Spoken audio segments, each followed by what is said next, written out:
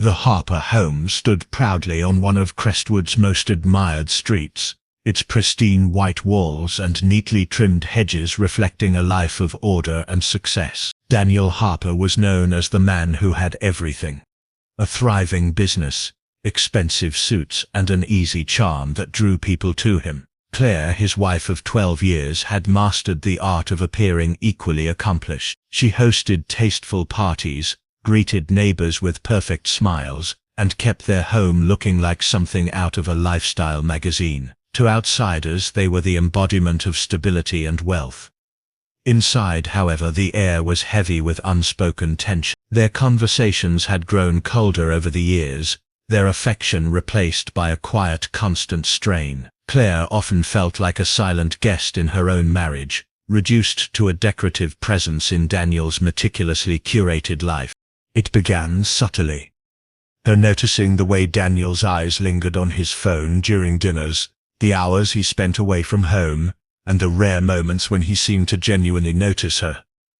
She started thinking about her future, and the more she thought, the darker those thoughts became. Divorce crossed her mind more than once, but the idea of starting over with nothing chilled her. She had grown used to the comforts Daniel's success provided, the security of their wealth, the way doors opened for her in social circles. Losing that meant losing the only identity she had left. The resentment festered until it became something sharper, something colder. Her mind began exploring possibilities she never would have entertained before. At first it was only fantasy, a cruel form of escapism, imagining a life without Daniel. But over time, the fantasy became more vivid, more detailed. She started reading news stories about unsolved murders, crime podcasts about cases where the killer was never caught. She told herself it was curiosity, maybe even research for some project she might write someday. But deep down, she knew she was gathering knowledge for something real. One sleepless night, Claire sat in the glow of her laptop, her fingers hesitating over the keyboard. She had found herself in a hidden corner of the internet, a place where people spoke in code and transactions were made in digital currency. The anonymity was intoxicating. Threads discussed problem-solving services, vague enough to be dismissed by anyone unwilling to see the truth. But she saw it clearly. The more she scrolled, the more her pulse quickened. She created an anonymous profile, carefully avoiding any details that could trace back to her. Her first message was simple: need a job done. Discretion required. She almost closed her laptop after sending it, heart pounding at the thought of what she had just done. Days passed before she received a reply. The person called themselves Mason, offering no personal details, and requesting none from her. His words were short, direct, stripped of anything unnecessary. He confirmed that he could handle delicate situations, and that he charged accordingly. Claire read the message over and over, as if committing a sin just by letting the words exist in her inbox. She closed her eyes and pictured Daniel gone, the weight of his presence finally lifted. The conversations with Mason became a twisted routine, each exchange bringing her plan closer to reality.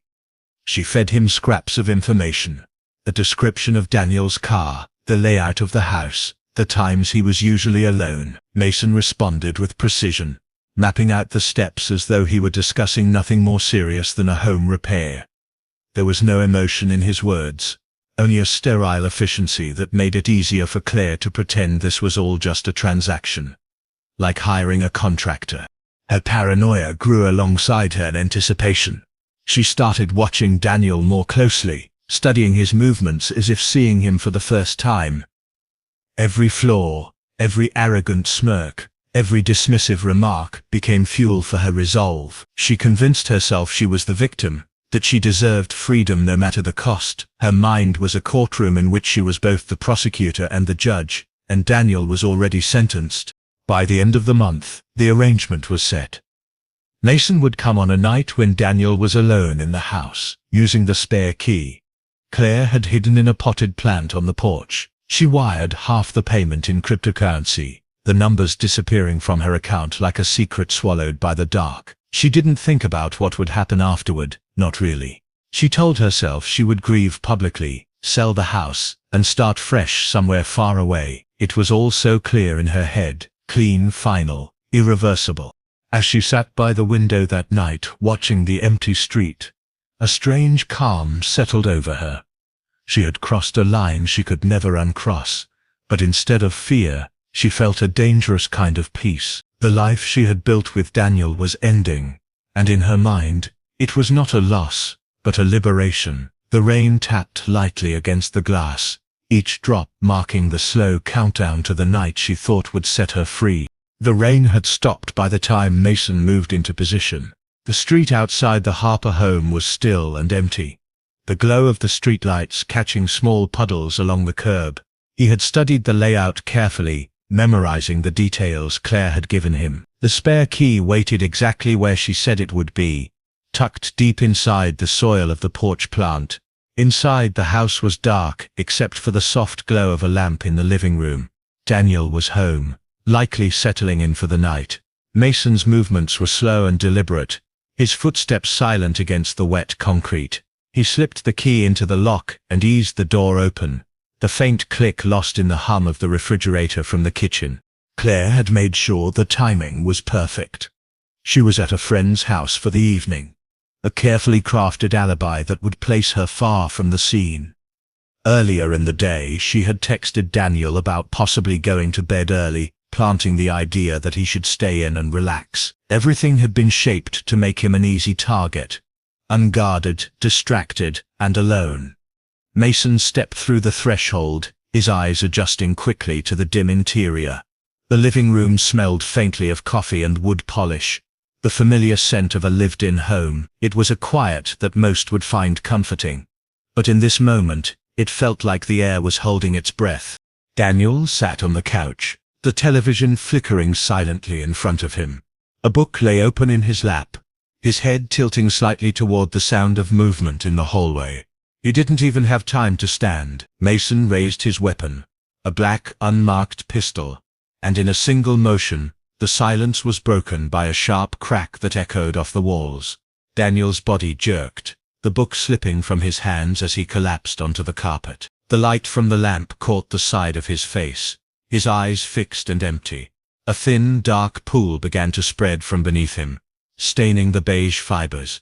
Mason did not linger. He bent down briefly, checking for signs of life, then straightened and retraced his steps, wiping the door handle with a gloved hand before disappearing into the night. Upstairs, far from the scene, Claire sat in a dim guest room at her friend's home, her phone face down on the bed. She wasn't expecting a message. Mason had been clear that there would be no contact after the job was done. Still, she felt a strange itch to check the time, to calculate how far into the plan they were. Her heartbeat was steady, almost unnervingly so. She imagined her house exactly as she had left it, the familiar rooms now transformed into the backdrop of her liberation. For years she had felt cornered, powerless, forced to smile through a life she no longer wanted. Now, the balance had shifted. She was in control.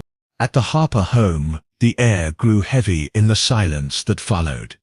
The faint hum of the television continued, casting shadows that shifted across Daniel's still form. The broken mug on the coffee table leaked a thin stream of coffee onto the floor, mixing with the dark pool beside it. The clock on the wall ticked softly, marking each second that passed without him breathing. Mason's departure was as invisible as his arrival. The wet pavement swallowed his footsteps as he cut across the side yard and vanished into the neighborhood's maze of quiet streets. He left no trace, no fingerprints, no fibers, nothing to tie him to the scene. The plan was as clean as Claire could have hoped for. By the time she returned home later that night, escorted by her friend who thought she was doing her a kindness, the blue and red lights were already flashing across the front lawn. Neighbors stood in clusters at the edge of the street, whispering behind their hands. Claire stepped out of the car with calculated shock, her eyes darting between the police officers and the open doorway of her home. An officer approached, his expression somber, his words blurred in her ears, but the tone was unmistakable. Daniel was gone. Inside, the crime scene was sealed off. Technicians moved methodically, photographing the body, marking the trajectory of the shot, and collecting the spent casing from the carpet. The air was thick with the metallic scent of blood, mingling with the faint sweetness of the spilled coffee. Claire stood in the doorway, her body trembling in a way that looked convincingly natural. She clasped her hands together, squeezing them tight enough to leave faint crescent marks on her palms. She followed the officer's instructions, sat where they told her to, and gave answers to every question they asked. She didn't overact. She knew better than to draw attention to herself.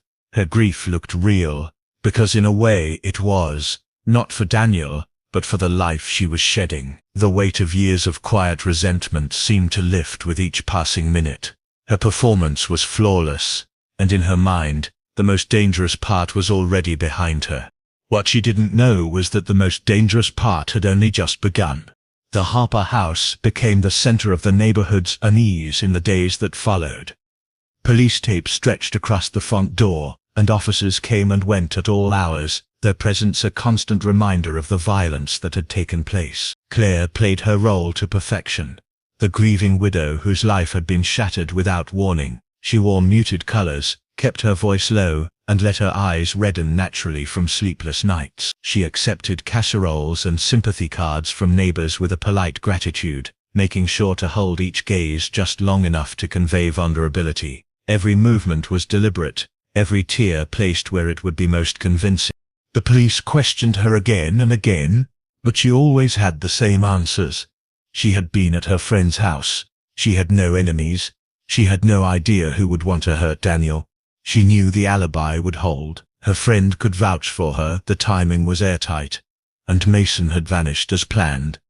If there was any fear, it was buried deep under the satisfaction of knowing she had slipped through the cracks. Each day without an arrest felt like confirmation that she was in the clear.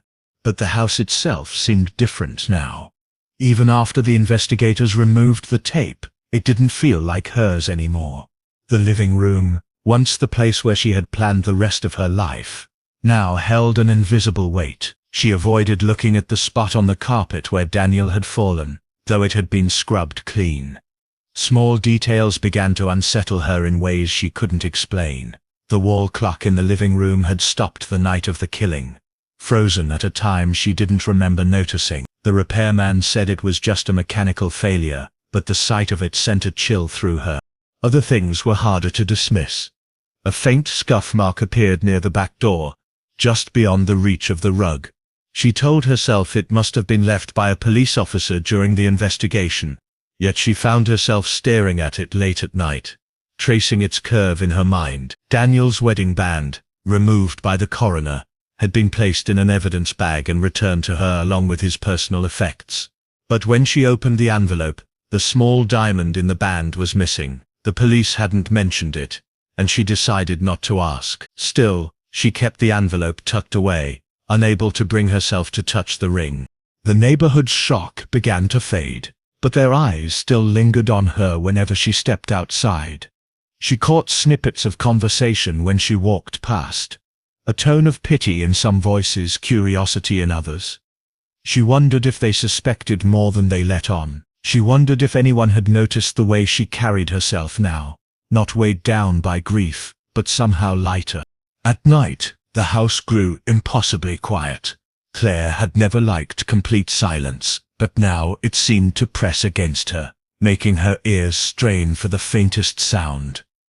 The ticking of the hallway clock seemed too loud, the hum of the refrigerator unnervingly constant. Sometimes she thought she heard footsteps on the stairs, slow and deliberate, but when she checked, nothing was there. She told herself it was just her nerves, that she had been living in tension for so long that her mind was inventing noises to fill the void. One evening, she found herself standing in the living room long after dark, staring at the empty couch where Daniel had been sitting. She tried to imagine the moment Mason had pulled the trigger, to see it through his eyes. The thought brought a strange comfort, as though replaying the scene could remind her that it was finished, that Daniel was truly gone. Yet the more she tried to picture him lifeless, the harder it became. In her mind he was still sitting upright, still watching her, as if the moment had never ended. The police visits grew less frequent, replaced by phone calls to check in on her. or request a few more details. Each conversation ended the same way. Assurances they were doing everything possible to find the person responsible. She would thank them, her voice tinged with gratitude, and hang up, knowing they never would. The perfect crime had been committed, and she had orchestrated it. But somewhere deep inside, an unease had started to take root. It wasn't guilt, she told herself. She had nothing to regret. It was something else, something she couldn't quite name. It was in the stopped clock, the missing diamond, the scuff marks that appeared and vanished. It was in the way the shadows in the hallway seemed longer now, stretching toward her even when she stood perfectly still. Claire told herself these were the side effects of loss, the tricks a shaken mind could play. But every night when she turned out the lights she felt the same thing, that she was not as alone in the house as she thought.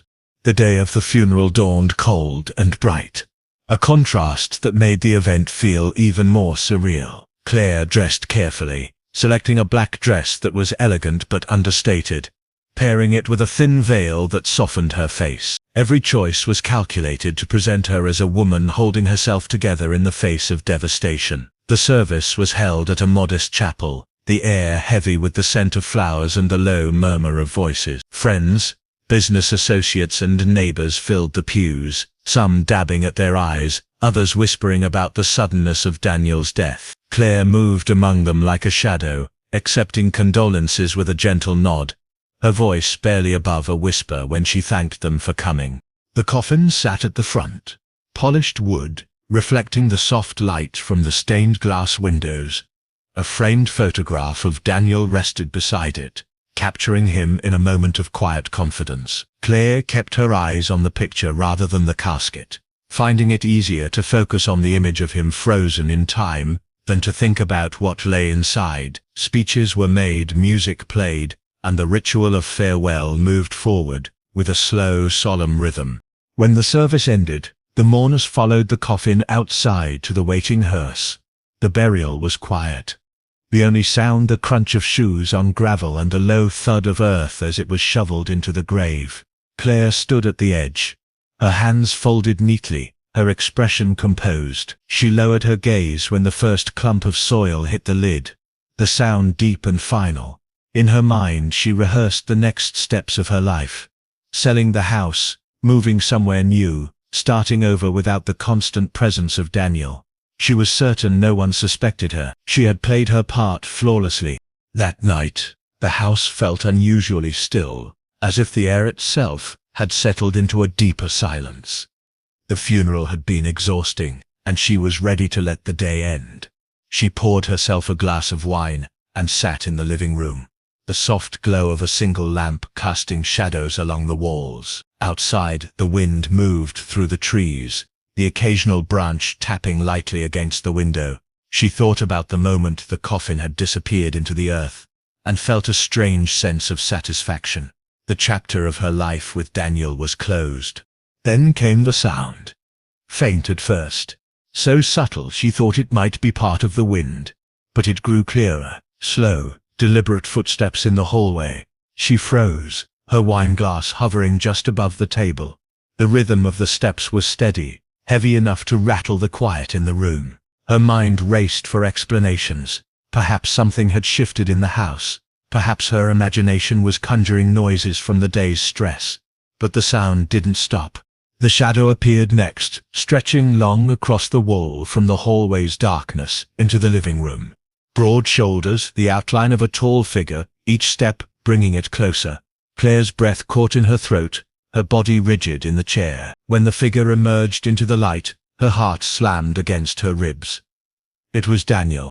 He stood in the doorway, pale and silent, wearing the same clothes he had on the night of his supposed death. His shirt was marked with the same dark stain she had seen in her mind countless times. His eyes were fixed on her, unblinking, his expression unreadable. She could not speak, could not even think in full sentences. The reality of what she was seeing clashed violently with what she knew to be true. Daniel took one step toward her, then another, his gaze locked on hers. Each movement was slow, deliberate, the creak of the floorboards under his weight, pulling her deeper into disbelief. She gripped the arms of the chair, her knuckles white, the glass of wine tilting dangerously in her hand. The air between them felt thick, charged with something she couldn't name. Her mind scrambled for logic. This was impossible. She had seen the aftermath, had been told by police that he was gone, had watched his coffin lowered into the ground, and yet, here he was, alive and closing the space between them. Her body screamed to move, to run, but her legs would not obey. By the time he stood just a few feet away, Claire could hear the faint sound of her own pulse in her ears. The world seemed to narrow to the space between them, the dim lamplight casting their shadows onto the wall. Daniel did not speak, but his presence was enough to dismantle every certainty she had clung to. For the first time since she set her plan in motion, Claire felt something she hadn't prepared for, fear that had nothing to do with getting caught, and everything to do with what was standing right in front of her. The moment Daniel stood before her, the silence in the room felt suffocating. Claire's grip on the chair tightened until her fingertips ached. The dim light caught the edges of his face, and for a second, she thought she saw the faint rise and fall of his chest. Her mind fought against the image, trying to push it into the realm of nightmares, but the reality refused to dissolve. Then came the sound from behind him, the heavy thud of footsteps, more than one pair moving quickly down the hallway. In an instant, the room filled with people. 2 men in plain clothes stepped forward, their hands resting near their belts, followed by a uniformed officer who moved with practiced precision. They didn't look at Claire with pity or sympathy. Their eyes were sharp, calculating. Daniel stepped aside, and one of the men approached her, producing a pair of handcuffs, with a calm efficiency that made the moment even more surreal. She tried to speak, but her throat was dry, the words catching before they could form. As the cold metal closed around her wrists, the truth began to take shape. Daniel hadn't died. The scene she had imagined so vividly, the shot, the blood, the lifeless body, had been nothing more than a carefully constructed illusion. The man she had hired to kill him had never been a hitman at all. Mason was an undercover operative, part of a plan Daniel had set in motion weeks earlier, when he began to suspect her intention. Every detail she had fed to Mason, every instruction, had been recorded, traced, and stored as evidence. Daniel had noticed the changes in her long before she realized it. The missing funds from their joint account, the sudden fixation on his insurance policy, the cold way she had begun to speak to him. It had all pointed towards something darker than dissatisfaction. Instead of confronting her, he went to the police, knowing that if his suspicions were correct, a direct confrontation might only push her into acting faster. The investigators had proposed a sting operation, stage his death, let her believe she had succeeded, and catch her with enough proof to remove all doubt. The night of the supposed killing had been an elaborate performance. The gunshot had been a blank round, the blood a mixture of stage makeup and corn syrup, carefully applied by forensic technicians. Daniel had collapsed on cue, holding his breath while the scene was secured. Mason had left the house exactly as planned, giving Claire the image she needed to believe the job was complete. From that moment, the police had been watching her every move, documenting her reactions, recording her calls, and following the digital trail of the payment she had made. As they led her out of the house, the blue and red lights washed over the front lawn. Neighbors emerged from their doorways, some clutching their coats against the cold, others simply staring. The whispers began immediately, their words low but unmistakable. The woman they had pitied for a week was no victim. She was the reason the police had been in their neighborhood every day. She was the reason the man they thought had been murdered was now standing on his porch, watching silently as she was taken away. Claire kept her eyes forward, refusing to meet Daniel's gaze, as she was guided into the back of the police car. The seat was cold, the air heavy with the scent of vinyl and metal. She tried to replay the events in her head, to find the moment where she might have sensed the deception, but there was nothing. The plan she thought had been perfect had been a trap from the start, designed to catch her at her most certain. Inside the house, the lamp still burned in the living room, casting the same shadows that had frightened her moments earlier. Now, Those shadows seemed to mock her, reminders of how easily she had been led to believe in a reality that never existed. Daniel remained at the doorway for a long time after the police car pulled away, his expression unreadable. For him, the game was over. For Claire, it had only just begun. The drive to the station felt longer than it should have. The city lights passed in blurred streaks, and the hum of the engine filled the silence she didn't dare break. At the station, she was processed with methodical indifference, fingerprints, photographs, the inventorying of her possessions.